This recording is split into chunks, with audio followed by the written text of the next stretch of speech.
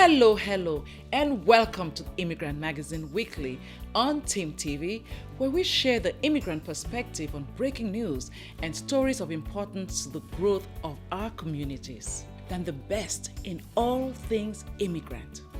First of its kind, I might add. For those of you who haven't subscribed yet, now would be a good time to click on the subscribe button and ring the notification bell. Also, make sure you press the like button so that YouTube will share our videos. I want to welcome George Wu, the founder of Navigating the Rise, a podcast with the goal of empowering every member of the Asian minority group to be their best self, while capitalizing on Asian cultural practice to achieve success in all aspects of life. George uses this podcast to give Asians a voice, disrupt Asian stereotypes, and educate other ethnic groups about Asian influences. I'm going to welcome George Wu, the founder of Navigating the Rise. Welcome to Immigrant Magazine Weekly, George. Thank you for having me, Pamela. It's so good to see you again. I see you typically on Impact, on the radio and TV show, by the way. But this is a historic moment, and wouldn't pass this up because we're talking about Senator Kamala Harris, a South Asian, of course, an Asian, yes, and a Black woman as VP nominee and potentially first female, so many firsts, Vice President of the United States if all goes well in November. I mean, how exciting is that? I know, that'd be pretty awesome. You know, I've been thinking about this a lot, and I'm just wondering what the pulse is in the Asian community in general. Before I even got to know about South Asian, East Asia, most of us just know Asia is Asia, just like Africa is Africa. And then people like South Africa, and some people even think Africa is a country, which baffles me.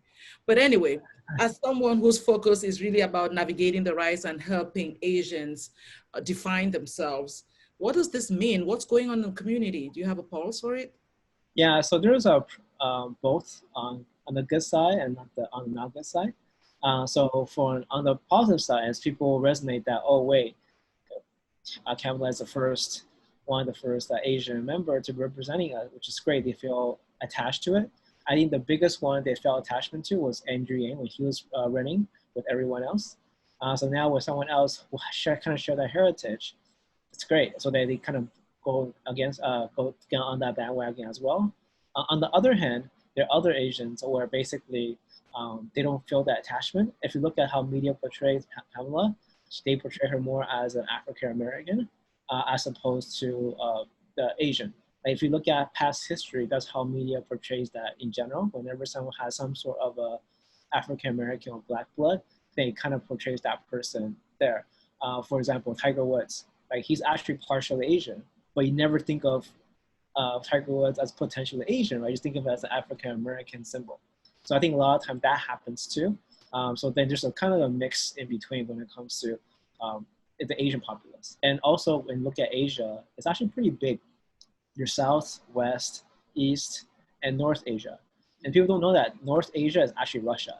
So Russia, they look like very Caucasian, right? And they're still part of Asia. So there are a lot of differences that kind of happens because of how broad Asians are. So I think that unless we kind of start segregating a little bit into more specifics on different Asians, it could kind of make all of them all in one hodgepodge. Wow, that is some incredible perspective. But is there historical context within this? Because you think about, and I did not research this because I didn't anticipate what you were going to say, but the one drop of blood, you know, in the white or whatever race in this country is considered Black. You know, we should verify that historical fact. So I'm wondering, is it the media that's responsible for it? Or is it the context of racism, segregation, and all of that history that comes with it that is spilled over to all the different people of color? Yeah, so I mean, for that, I think it's partially media, partially of historical. So when people think of Asia, they think mainly about East Asia, if you think about it, like Japan, Korea, and China specifically. South Asia, of course, on that end. But even within the Asian populace, some of them don't consider India as Asians, right? So, and especially look at the Middle East, right? some of the countries in the Middle East are also part of Asia, but they don't consider that as Asians either, right? So there's a lot of these mixed messages on what's considered Asian, what's not, and it's kind of blurred in within the United States context. So that kind of caused some confusion. And from that, and then I think because of the history and how the culture where the people always focus on minorities and who's not doing that well, an Asian kind of take a backseat when it comes to say higher education, etc. Because the fact that even though Asians are 5% of the U.S. population, they're not underrepresented in college, right? So a lot of focus are saying we need help.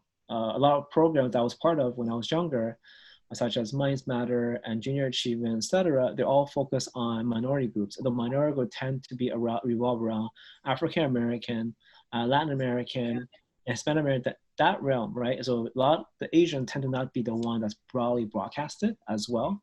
So in that, I would say combination of things that kind of contribute to this phenomenon. So what do you think Kamala Harris's rise, right? What do you think would be the impact in changing the tide and the stereotypes? Because that's really what you focus on. Yeah, so I think just the fact that she's there, the symbol itself, as a Asian and African American of ancestry, you can call it, that does create definitely a lot of change.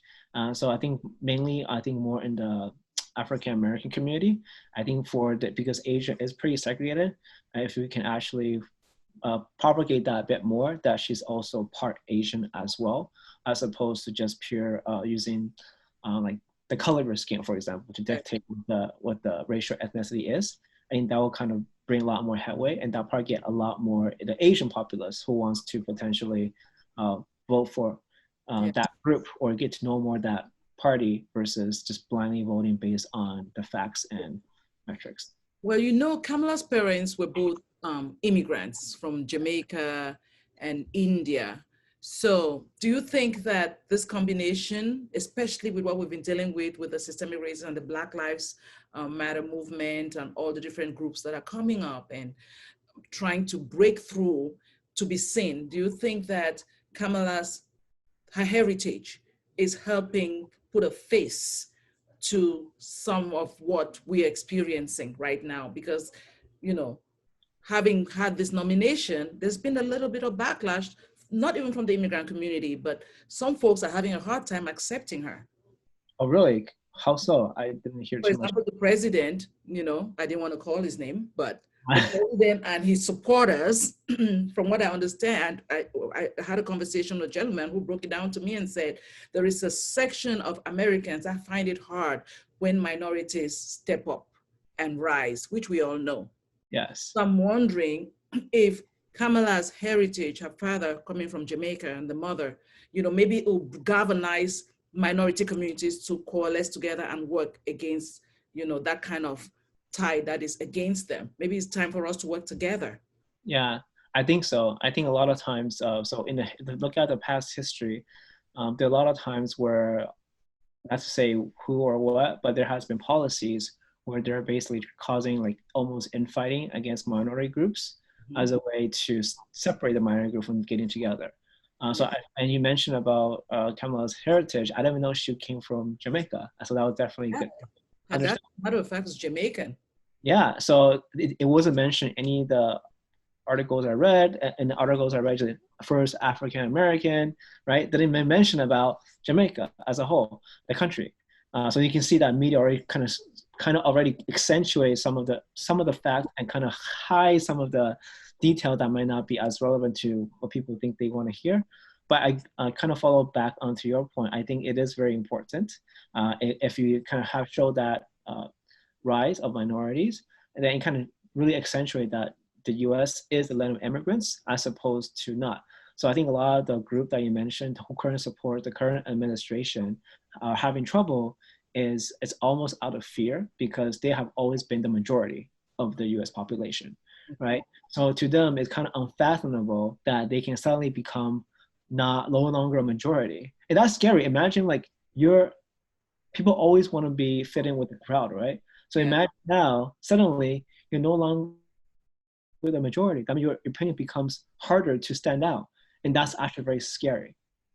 from my perspective, they're basically trying to protect the status quo, and they're not sure how to overcome this fear of change that's coming. Now, for you now you're an adult, but you're a child of immigrants, right? That's correct. Your parents are from Asia, China, right? Yes. I got that right. Yeah. So your parents came from China. You're a child born here. How seeing Kamala rise and do and become this public and global figure that she's become, what does that do to your psyche or your psychology in terms of having been born to immigrant families, for trying to fit in, the first generation American born to immigrant parents always have different challenges. Yes. What does this do to you? So I think it's good for her based on her background, because she can see both sides as someone who grew up in the U.S., as well having the knowledge or the cultural influence from the immigrants. They actually can be very different, sometimes very contrasting. And from that, I think that she brings a perspective of empathies in terms of seeing newly immigrated human beings, right? As well as people who grew up here. There's at least some cultural clashes that can happen. So I think she'll bring that type of perspective that can actually level this, we can say, misunderstanding that can happen between the two parties. Yeah. Would you suggest that people not be short-sighted, especially the immigrant community, because a lot is at stake? Don't you think? Not be short-sighted and, be worried about, oh, she's not identifying so much Asian, she's more Black, she's more this and more. Is there more important stuff to deal with than that? I agree. Overall, I think we should not even look at that, right? It's more about how is that person's heritage, ethnicity, what kind of that background, that life story, you can say, life experience that person had that brings to the table, right? I think that probably will have a bigger impact than saying, hey, that person looks that way, I don't resonate with that person, etc. I think that the life story and the diverse perspective is more important. So I think one of the best things people can do is look at what the current administration and current group it is, and look at the incoming administration. How much diversity are we bringing, not just on ethnically racial level, but more on a life experience level? Is it adding a new flavor of color to that? If it is, then I think it has a huge impact, because the worst thing that can happen as a lot of immigrants is have only one type of immigrant representing the entire office, right? Yeah. I read an article just before we got on, and a young Asian girl said for the first time at a certain level, she feels like their culture and their community and their race is being seen. Oh, do you share that? I think that kind of propagated throughout the media as well, for the most part. Yes. So there's an Asian descent that kind of gets media attention. I kind of feel proud internally, mainly because of how much lack of media attention towards Asians. So that's why a lot of Asian minorities started their own version of Asian news, Asian stuff. So like, for example, one of the prominent was by Next Shark or Asian Boss. And basically they only showcased Asian news because it was not, they don't really show that anywhere in normal media coverage, right? So as a way to get more awareness on the Asian community, to create their own Asian-centric news platform. So looking down the road and for the future, and maybe you will run, what would it feel like to have an Asian president? Now we have a potentially Asian vice president. What would it be like someday have a first Asian president of the United States? No. And you can run, by the way. I can't run. But the thing is, like, even though I'm on the media era, I do like my privacy, so I don't want people to know me too well. But I mean, I think it will definitely be fantastic on a personal level, because they can say it's almost like Hollywood, right? You see someone that kind of resembles you, that's there, and then what it's not really about someone like you running. That's the purpose. It's more about if someone like you can run, can become that. It kind of gives hope to the future generations that, hey, you can do it too. It's more of that hope feeling that if I can do it, you can do it. It brings a lot of inspiration to the later generation. That's from my perspective. And that's exactly what it is. So what is your message? We always end up with a message. What is your message to all immigrants, not just Asians, because this is really the product of the American dream and the wish that all immigrants come here and wish for their children. So what is your message to immigrants about how important this moment is and what they should do? Yeah, I think there are two things. The first part is making sure when you come in, you might be open to the new culture that's coming into your life. Don't try to maintain your old set ways. And the second thing is that because America is a land of immigrants, so obviously there will be times where you'll be challenged on your existing thinking. And instead of trying to keep or get rid of your thinking, I would rather you combine it and create a new perspective. I think that's what gives the United States itself this innovation edge compared to all the rest of the country because we have such diverse thinking from that perspective. So those are the two things I would give to the immigrant community. And you know what? That's exactly what we need at this time. So thank you so much, George. I know you're busy, but you know, I like this new look with the hat. I haven't cut my hair in Is it the Corona spirit? yeah, I haven't cut my hair in February, so I I figured I'll know. do my haircut. Yeah. I know, but thank you so much. That was a pleasure, and can't wait for us to do another session and talk about more interesting stuff and echoing the voices of immigrants. And that's what we do here. So thank you so much for joining me on Immigrant Magazine Weekly. Thank you. You're welcome. See you next time. We've come to the end of our show. I hope you enjoyed it. And if so, please share your opinions with me in the comment section or send me an email at publisher@immigrantmagazine.com. I hope that you will subscribe and invite others to subscribe to this new and revolutionary channel, TIMTV, Voice of Immigrants in America. Be sure to follow me on Twitter and Instagram @Anchang and like us on Facebook, The Immigrant Magazine. See you next time on Immigrant Magazine Weekly.